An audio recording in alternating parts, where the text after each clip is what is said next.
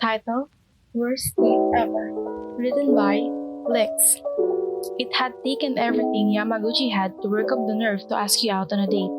You, the most beautiful, amazing woman he had ever seen. He was so anxious that not a sliver of him expected you to say yes.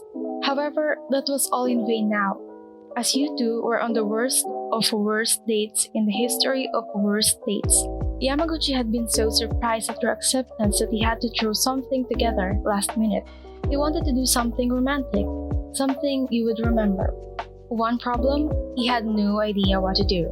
Consequently, he asked friends on the volleyball team, or rather, he tried to ask Tsuki, but Tanaka-senpai overheard him and broadcasted his lady troubles to the whole team.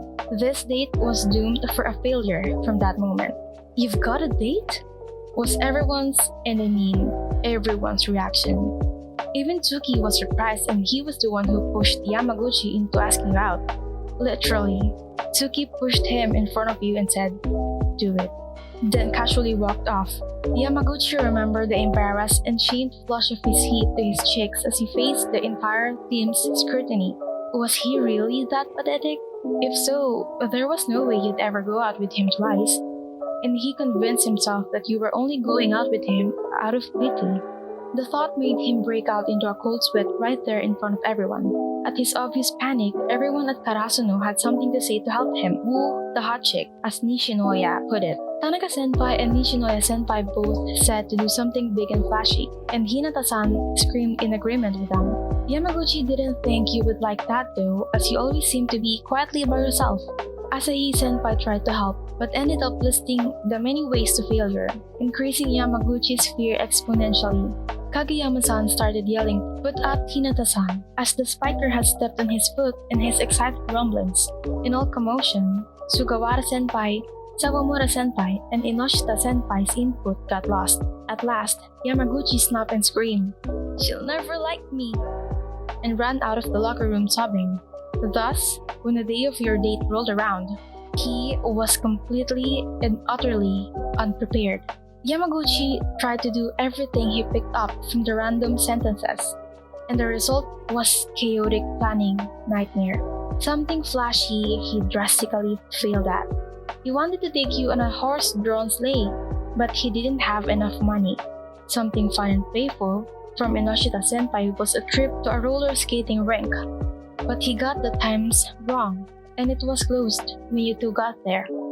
Something low-key from Sawamura-senpai was a movie. There was nothing interesting to see, and he knew you'd be bored at the movie anyway. All in all, he epically failed. So here you were, on the worst date ever, walking back to your house, head down, hands in his pockets, and dragging his feet. Yamaguchi walked you back to his house, the sun not even setting. He couldn't look you in the eye. He was too ashamed. You, on the other hand, were not. On the contrary, you thought this date was the most romantic act in the whole world, and you were falling head over heels for this boy. "This is my house," you said as you stopped in front of the familiar building. You turned to face Yamaguchi, who still refused to look at you. His eyes were hidden by his bangs, but you could see his freckles peeping out on his cheeks, a fact you found adorable. You smiled at him, hoping he would raise his head.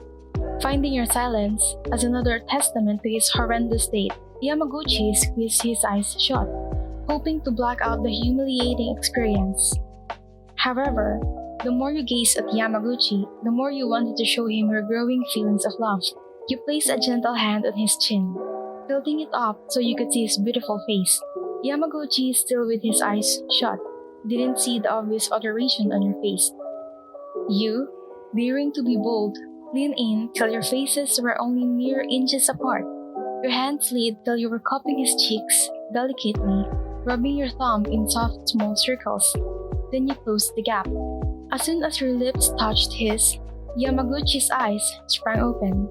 He couldn't understand why you were kissing him, but he did know that he liked it.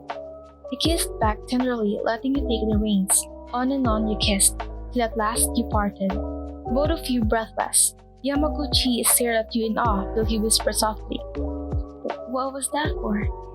You beamed, saying, "For the most wonderful date I've ever been on."